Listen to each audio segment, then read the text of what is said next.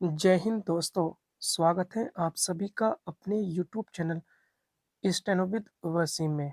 दोस्तों, आप सभी हमारे Telegram group steno with Wasim से भी जुड़ सकते हैं। वहां पर महत्वपूर्ण शब्दों की आउटलाइन दी जाती है। चलिए दोस्तों, डिक्टेशन स्टार्ट करते हैं। 5 सेकंड बाद। स्पीड 80 शब्द प्रति मिनट। Ready, start. संसद के बजट सत्र को लेकर बुलाई गई सर्वदलीय बैठक में हुई चर्चा को संसदीय कार्य मंत्री किरण रिजिजू ने बहुत रचनात्मक बताया, लेकिन यह कहना कठिन है कि इस सत्र के दौरान संसद की कार्यवाही रचनात्मक ही रहेगी। यह कहना इसलिए कठिन है क्योंकि अब संसद में किसी न किसी बहाने हंगामा ही अधिक होता है। विपक्ष अपनी ओर से महत्वपूर्ण माने जाने वाले विषय को उठाने पर जोर देता है, उन पर सार्थक विचार विमर्श में कम ही रुचि दिखाता है। पता नहीं क्यों और कैसे यह मान लिया गया है कि किसी मसले पर हंगामा करने मात्र से उस पर चर्चा का उद्देश्य पूरा हो जाता है। किसी मुद्दे पर हंगामा करने से वह सतह पर अवश्य आ जाता है, लेकिन देश की जनता को यह पता नहीं चल पाता कि राजनीतिक दल उसे किस तरह सुलझाना चाहते हैं। सार्थक चर्चा के अभाव में देश को कोई दिशा नहीं मिल पाती। उसे बस ऐसी खबरें मिलती हैं कि संसद में हंगामा हुआ, नारेबाजी हुई, सदन की कार्यवाही स्थगित करनी पड़ी। सर्वदलीय बैठक में विपक्ष ने यह स्पष्ट किया कि वह महाकुंभ में हुई भगदड़ पर चर्चा की प्राथमिकता देगा।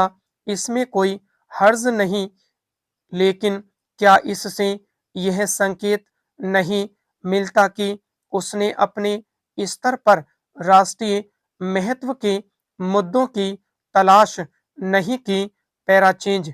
यह ठीक है कि विपक्षी नेताओं ने यह भी कहा कि वह महंगाई और बेरोजगारी के मुद्दे भी उठाएंगे, लेकिन ये तो वे विषय हैं जिन्हें लेकर सदैव सरकार को घेरने की कोशिश की जाती है।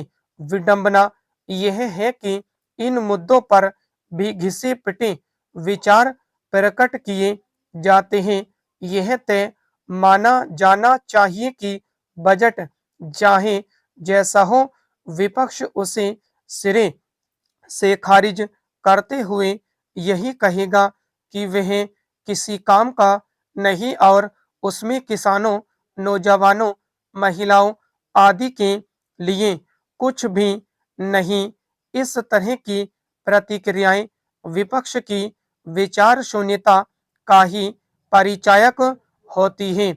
अच्छा हो कि इस पर गंभीरता से विचार किया जाए कि महंगाई, बेरोजगारी आदि के साथ संसद का सही तरह न चलना भी एक महत्वपूर्ण मुद्दा है।